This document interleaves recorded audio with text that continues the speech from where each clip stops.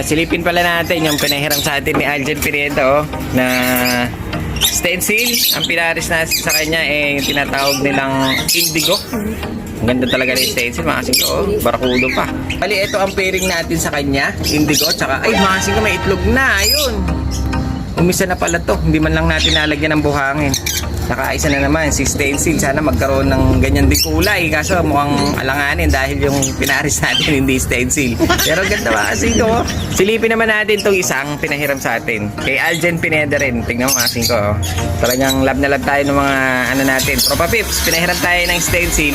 Ang pinaris naman natin sa kanya yung parang opal kahoy. Ngayon, may itlog na rin.